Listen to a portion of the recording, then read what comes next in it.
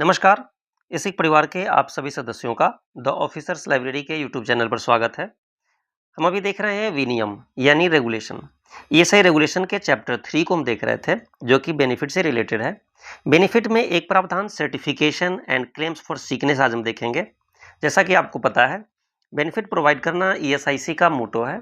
और अब तक यदि आप हमसे कंटिन्यू जुड़े हुए हैं तो आप इस बात को समझ गए होंगे कि जो हमारे मोटो यानी बेनिफिट से रिलेटेड चैप्टर्स हैं, वहाँ से अधिक क्वेश्चन पूछे जाते हैं। तो देखते हैं इस वीडियो में हम आज certification and claims for sickness. यह वीडियो काफ़ी छोटा बट इम्पॉर्टेंट होने वाला है। तो यह है रेगुलेशन 53। रेगुलेशन 53 क्या कहता है? Evidence of sickness and temporary disablement. Evidence की बात, एविडेंस यानी सबूत, यानी सबूत में सिकनेस एंड टेम्पररी डिसेबलमेंट के केस में क्या है? Provide medical evidence through a certificate from an IMO. अब आईएमओ क्या है? Insurance medical officer.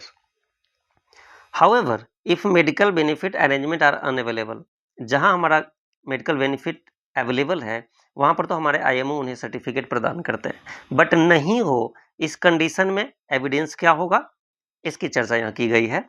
The corporation में एक्सेप्ट, उन्हें एक्सेप्ट करना होगा क्या? Alternative medical certificate. अब वो अल्टरनेटिव क्या होगा? From A state government medical officer, यानी स्टेट गवर्नमेंट के मेडिकल ऑफिसर यदि कोई सर्टिफिकेट इशू करता है तो ईएसआई में वह मान्य होगा। अ लोकल बॉडी यानी लोकल बॉडी के द्वारा, अनदर मेडिकल इंस्टीट्यूशन यानी कोई और भी यदि मेडिकल इंस्टीट्यूशन वहां पर है तो भी उनका सर्टिफिकेट यहाँ मान्य होगा। और रजिस्टर्ड मेडिकल प्रैक्टिशनर, कोई रजिस्टर्ड मेडिकल प्रैक्टिशनर है उनका भी सर्टिफिकेट मान्य होगा और उसे सीकनेस या फिर टेम्पोररी डिसेबलमेंट के लिए एविडेंस के तौर पर माना जाएगा। तो ये था रेगुलेशन 53। नेक्स्ट रेगुलेशन 54 क्या कहता है? Persons competent to issue medical certificate. अब मेडिकल सर्टिफिकेट इशू करने के लिए कौन से पर्सन कंपिटेंट है, देखते हैं। Only IMO assigned to an IP, किसी आईपी को जो आईएमओ असाइन किए जाते हैं उनके यहाँ रजिस्ट्रेशन होता है उनका, और attach to the allotted medical facility can issue medical certificate after examination the IP free of charge. Certificate उन्हें फ्री में मिलेगा और कौन करेंगे? या तो आईएमओ जो उनके लिए असाइंड है या फिर जहां से वो मेडिकल फैसिलिटी के लिए अटैच्ड है। इन एक्सेप्शनल केसेस क्या होगा? एक्सेप्शनल में an IMO may issue a certificate to an IP not assign to them, यानी कोई दूसरा आईएमओ भी जो कि असाइंड नहीं है वो भी उनको सर्टिफिकेट दे सकते हैं if obtaining medical benefit from the allotted facility is unreasonable. कोई यदि अनरीजनेबल तरीके से कहीं पर उन्हें बेनिफिट अलॉट किया जा चुका है तो दूसरे आईएमओ उन्हें सर्टिफिकेट प्रदान कर सकते हैं। However a medical certificate will only be granted if IP present their ID card and authorized document, यानी ID कार्ड दिखाने पर इशू किया जा सकता है। नेक्स्ट रेगुलेशन 55 क्या है? मेडिकल सर्टिफिकेट, इसमें क्या कहा गया है? Medical certificate be completed in ink और एज स्पेसिफाइड बाय डीजी यानी director general, written by the insurance medical officer यानी IMO in their own handwriting, यानी आईएमओ अपने हाथ से लिखकर इसे सर्टिफाई करेंगे और सर्टिफिकेट इशू करेंगे। It must include a concise statement of the disease और disablement that justifies the insured person inability to work, यानी मेनली ये सर्टिफिकेट क्या करता है? सर्टिफिकेट यह साबित करता है कि आईएमओ ने उन्हें एग्जामिन किया है और उनके इनएबिलिटी टू वर्क यानी काम करने की अक्षमता को दिखाता है। इस तरीके से मेडिकल सर्टिफिकेट इशू किया जाता है। नेक्स्ट देखते हैं रेगुलेशन 56 क्या है? Time for granting medical certificate. अब यहाँ टाइम की बात है, क्या है? An IMO must issue a medical certificate to the insured person at the time of examination, यानी जब एग्जामिनेशन होगा उस टाइम उन्हें सर्टिफिकेट इशू करना होगा। If unable to do so, यानी यदि एग्जामिनेशन के टाइम मेडिकल सर्टिफिकेट इशू नहीं कर सकते, the certificate must be sent within 24 hour, 24 hour के अंदर में उन्हें सर्टिफिकेट भेजना होगा। No additional certificate for the same examination shall be issued, दूसरा इशू नहीं किया जाएगा। Except for a duplicate. यदि एक खो गया है तो डुप्लीकेट इशू किया जा सकता है और उसे मार्क करना होगा कि यह डुप्लीकेट है। दूसरा 57 क्या है? रेगुलेशन 57 कहता है medical certificate on first examination. यह इंपॉर्टेंट है, यहां से एग्जाम में क्वेश्चन आएंगे। It states that the first medical certificate covers only the examination date. It may include the previous day if justified. If recovery is expected within 3 days, the first certificate can also be served as final certificate. इस case में क्या होता है, आइए देखते हैं certificate से related कुछ फैक्ट को। जैसे यदि कोई आईपी आईएमओ के पास यहाँ जाता है और ये फर्स्ट डे पर जाता है तो उसे फर्स्ट सर्टिफिकेट इशू किया जाता है। नियमता क्या होता है, यदि वह बीमार लंबे समय तक रहा, 7वें दिन 7 डेज के बाद उसे फिर से जाना होता है। यदि वो फिट हो गया तो उसे फिट सर्टिफिकेट इशू कर दिया जाता है। यदि वो फिट नहीं हुआ और आगे छुट्टी उसकी कंटिन्यू होती है, यानी सिकनेस कंटिन्यू होती है, तो फिर से 7 डेज बाद उसे जाना होता है। यहाँ पर फिट सर्टिफिकेट मिल सकता है। यदि यहाँ फिट नहीं हुआ तो उस दिन उसे फिट न देकर इंटरमीडिएट सर्टिफिकेट इशू किया जाता है। और लास्ट में फिर यहाँ फिट, यदि फिर से वो कंटिन्यू है तो फिट आगे मिलेगा और यहाँ पर फिर से इंटरमीडिएट मिलता है। तो ऐसे प्रोसीजर होते हैं। बट एक यहाँ पर क्या होता है कि यदि आईएमओ को ये लगता है कि वह 3 दिन के अंदर 7 डेज कंप्लीट किए बिना 3 दिन के अंदर विदिन 3 डेज यदि वो फिट होने के चांसेस है, तो जो फर्स्ट सर्टिफिकेट होगा उसे ही फाइनल भी मान लिया जाएगा, यानी फर्स्ट एंड फाइनल सर्टिफिकेट एक ही होंगे। दूसरा एक और देखते हैं।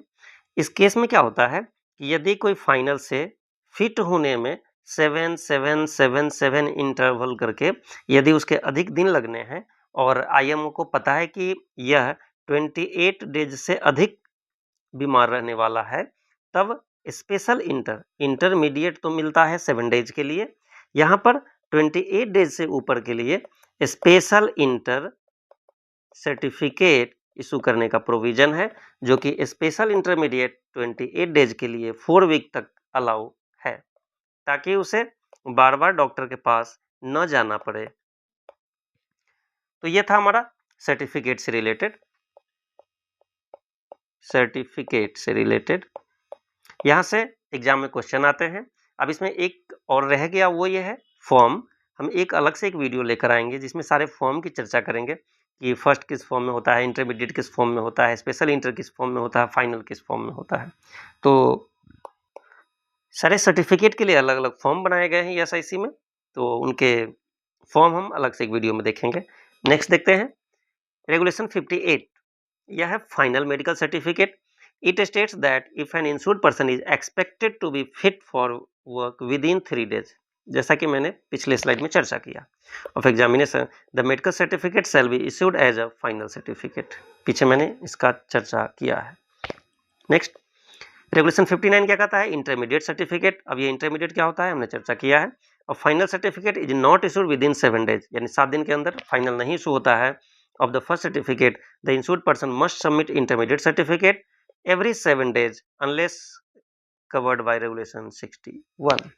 नेक्स्ट रेगुलेशन 60 क्या है, final medical certificate before commencing work for wages, यानी किसी भी वर्क पर जाने से पहले उसे फाइनल मेडिकल सर्टिफिकेट लेना आवश्यक है। Every insured person shall obtain a medical certificate in the form of final certificate before he takes up any work for wages. काम पर जाने से पहले उसे फाइनल सर्टिफिकेट लेना होता है under rule regulation 60। Next regulation 61 क्या है, intermediate certificate for longer period, जो कि मैंने बात किया 28 डेज वाला, सेम प्रोसीजर यहाँ पे है। नेक्स्ट 63 क्या है, form of claim for sickness और temporary disablement. It required an IP to submit a claim form 9 with medical certificate to the branch office. अब ये सर्टिफिकेट जो इशू किए जाते हैं वो कहाँ सबमिट होगा, तो ब्रांच ऑफिस में होगा, जहां से उनका पेमेंट होता है। फॉर सिकनेस और temporary disablement benefit, a single form 9 can cover multiple certificates. ये थे रेगुलेशन 63। नेक्स्ट रेगुलेशन 64 क्या है? Failure to submit medical certificate. यदि मेडिकल सर्टिफिकेट वह जमा करने में असफल रहता है तो क्या होगा इस केस में? It states that failure to submit a medical certificate within 3 days, यानी 3 दिन के अंदर, ये आपके एग्जाम के लिए इंपॉर्टेंट है कि 3 दिन के अंदर यदि सबमिट नहीं करता है तो क्या होगा? Of issuance may result in loss of benefit, यानी उसे बेनिफिट नहीं प्रदान किया जा सकता है। But a medical certificate can not cover more than 3 days before submission and a subsequent certificate can not cover more than 14 days. इसमें क्या है, जिस दिन सबमिट किया जाता है उससे फर्स्ट सर्टिफिकेट यदि है तो इस केस में 3 दिन पहले तक का, और सब्सिक्वेंट यदि है तो फिर 14 डेज पहले तक का पेमेंट दिया जा सकता है। However delay may be excused if justified. जैसे यदि कोई मेडिकल सर्टिफिकेट जमा करने में देरी होती है और यदि वो लिख कर देता है और कारण जस्टिफाइड बताता है कि हमने सर्टिफिकेट क्यों जमा नहीं किए, यदि वह कारण जस्टिफाइड पाया जाता है कि किसी रीजनेबल कॉज की वजह से यदि उसने सर्टिफिकेट टाइमली जमा नहीं किया, इस केस में उसे एक्सक्यूज किया जाता है और फुल पीरियड के लिए पेमेंट किया जाता है। तो ये था हमारा सिकनेस से रिलेटेड। ओवरऑल हमने आज क्या देखा? आज हमने देखा कि sickness benefit, temporary disablement benefit में जो सर्टिफिकेट इशू होंगे किसके द्वारा किए जाएंगे, कब किए जाएंगे, और सर्टिफिकेट जो सबमिट होता है वह कहाँ किया जाता है, और सर्टिफिकेट सबमिट नहीं करने पर क्या प्रावधान है। फिर हमने देखा first certificate, intermediate certificate, special intermediate certificate और देन फाइनल सर्टिफिकेट, इसकी चर्चा हमने की। तो इस तरीके से हमने आज इतने चीज़ों को कवर किया। सिकनेस एंड टेम्पोररी डिसेबलमेंट के बाद अगले वीडियो में हम आपके लिए लेकर आएंगे disablement benefit, dependent benefit and maternity benefit, funeral इत्यादि। मिलते हैं फिर अगले वीडियो में। Thank you.